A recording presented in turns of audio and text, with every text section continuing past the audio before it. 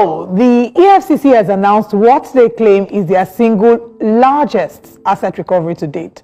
And by largest, we're talking about a 150,500 square meter estate in Abuja, complete with 753 units of duplexes and apartments located at Plot 109, Cadastral Zone C09, Local Government District, Abuja. It made this announcement via a press release on its official handle on X. Speaking about the forfeiture, the second paragraph of their post on X reads thus: the forfeiture of the property to the federal government by a former top brass official of the government was pursuant to the EFCC's mandate and policy directive of ensuring that the corrupt and fraudulent do not enjoy the proceeds of their unlawful activities.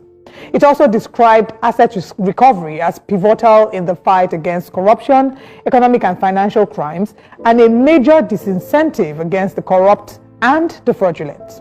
The press release is quite a long one that goes on to give further details, except one that Nigerians have considered the most important, which is the name of the top brass official. Why has the EFCC given us this story without giving us a name?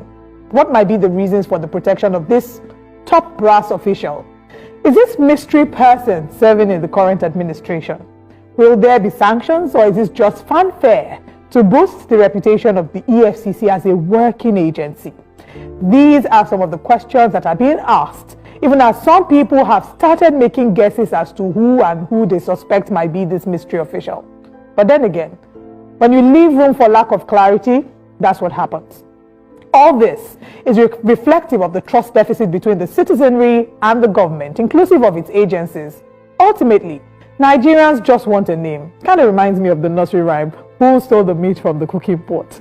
But now let's take a look at some of the reactions to this unfolding drama. Our first tweet is from Omoyele Showore, who says, what is the name of the former top brass with 753 duplexes seized by the EFCC in Abuja?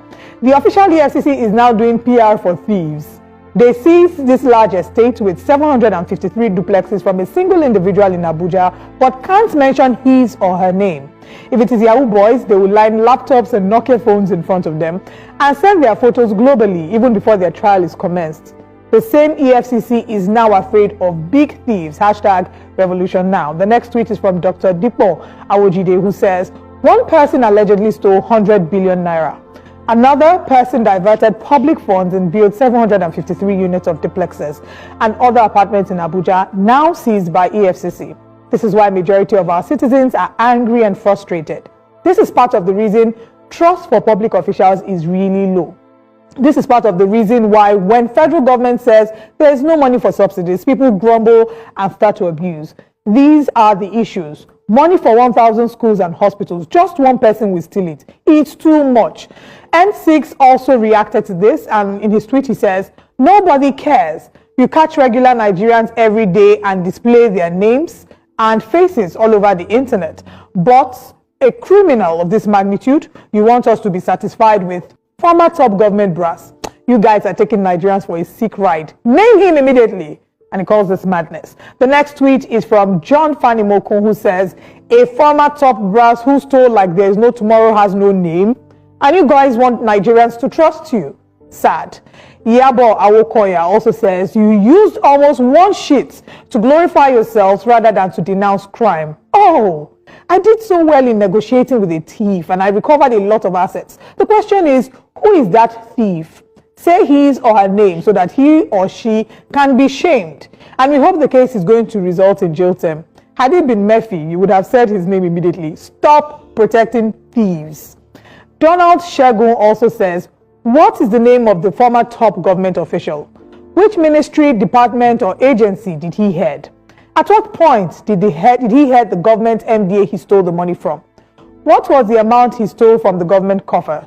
After the forfeiture of these properties, what's next? Will they be sold to recover the stolen fund, or they will be left rotting as is the norm in Nigeria?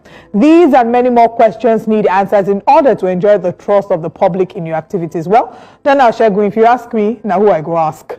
Joseph Akinade says, if over 1 billion naira can be used to create something as massive as this, Just imagine how much of a difference the government and these individuals could make in helping low-income earners escape the dilapidated structures many live in across the country today. Had billions not been misappropriated by figures like Yahaya Bello as accused, and instead been channeled into projects like this, which could afford or provide affordable loans to the poor at low interest rates, the impact could have been huge. That said, kudos to the agency for the work they've done. However, Nigerians are also eager to know who the individual behind this initiative is. And the next tweet is from Ben Samuel, who says, "We often hear about seizures and forfeitures, but when these assets are sold to the highest bidder, there's complete silence and the matter is brushed aside." Who owned the Ikoyi property where large sums of cash were discovered? And the final tweet is from Andrina Shaibu, who says, "The owner is an alien from Pluto, since he doesn't have a name."